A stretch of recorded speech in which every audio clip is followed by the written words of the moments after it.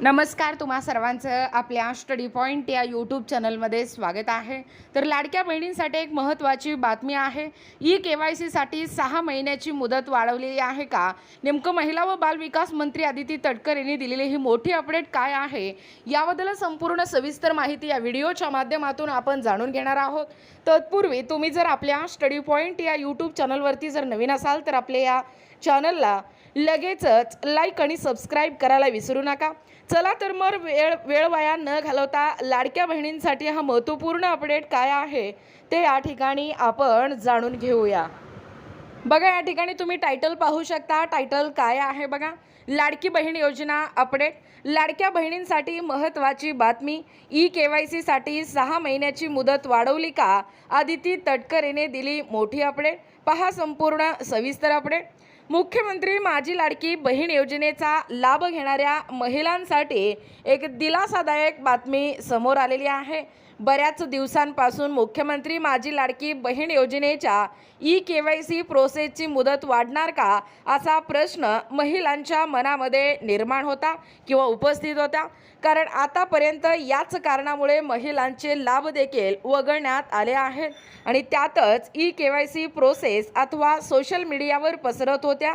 आणि याच पार्श्वभूमीवर महिला व बालविकास मंत्री अदिती तटकरे यांनी महत्त्वाची माहिती दिलेला आहे।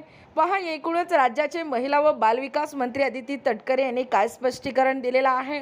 तसेच माध्यमांशी बोलताना अदिती तटकरे म्हणाले की लाडकी बहीण योजनेतील ई-KYC पूर्ण करण्यासाठी सरकारने 6 महिन्याची मुदत याआधी दिली आहे। मात्र ज्या महिलांची ई-KYC अद्याप पूर्ण झालेली नाही किंवा प्रक्रियेत काही त्रुटी राहिल्या होत्या त्यांच्याबद्दल पुढे सरकारसोबत आणि मुख्यमंत्र्यांसोबत चर्चा होईल।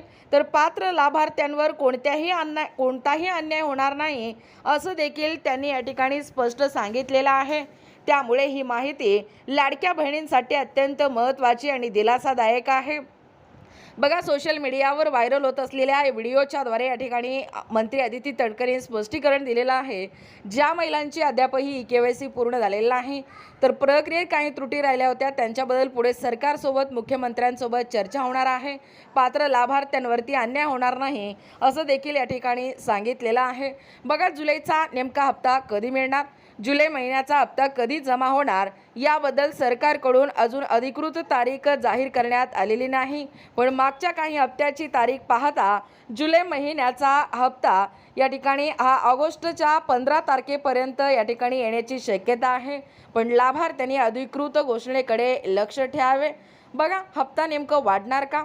बऱ्याच या ठिकाणी विधानसभेमध्ये 2100 रुपये देण्याचा निर्णय करण्यात आलेला होता, परंतु अद्यापही पात्र लाडक्या बहिणीच्या बँक खात्यामध्ये दरमहा 1500 रुपये या ठिकाणी जमा होतोय। तर नेमकं लाडक्या बहिणींच्या मनामध्ये निर्माण झालेला हा प्रश्न आहे की हप्ता हा वाढवून मिळणार का? तर काही महिलांनी लाडकी बहीण योजनेचा मासिक हप्ता वाढवण्याची मागणी केलेली आहे। यावर अदिती तटकरे म्हणाले की हप्ता वाढवायचा की नाही याचा अंतिम निर्णय राज्याचे मुख्यमंत्री घेतील। सध्या याबद्दल कोणतीही अधिकृत घोषणा करण्यात आलेली नाही, त्यामुळे 1500 रुपयाचा पुढील हप्ता हे देखील नेहमीप्रमाणे दरमहा जमा होणार आहे अशी माहिती राज्याचे महिला व बालविकास मंत्री अदिती तटकरे यांनी स्पष्टीकरण दिलेलं आहे। बघा, एकूणच अशा पद्धतीने या ठिकाणी लाडकी बहीण योजना लाडक्या बहिणींसाठी महत्त्वपूर्ण अपडेट आहे। अफवांवरती विश्वास ठेवू नका। ई-KYCसाठी या अगोदर सरकारने 6 महिन्याची मुदत वाढवलेली होती अशी माहिती अदिती तटकरे यांनी सोशल मीडियाच्या माध्यमातून या ठिकाणी भावना व्यक्त केलेला आहे। आणि जास्तीत जास्त हा व्हिडिओ महत्त्वपूर्ण आहे। जास्तीत जास्त बऱ्याच लाडक्या बहिणींची ई-KYC पेंडिंगमध्ये आहेत अशा लाडक्या बहिणींपर्यंत व्हिडिओ पोहोचवणं गरजेचं आहे। व्हिडिओच्या शेवटी देखील आम्ही हेच सांगू इच्छितो, तर अधिकृत शासनाच्या वेबसाईटवरती कोणतीही ई-KYC प्रक्रिया सुरू झालेली नाही। अफवांवरती विश्वास ठेवू नका। आणि अशाच प्रकारे नाविन्यपूर्ण महत्त्वपूर्ण ताज्या घडामोडी जर ई-KYCसाठी जर मुदत वाढवली किंवा साईट ओपन झालं तर लगेचच आम्ही आमच्या वेगवेगळ्या व्हिडिओच्या माध्यमातून तुमच्यापर्यंत पोहोचवण्याचा प्रयत्न करू।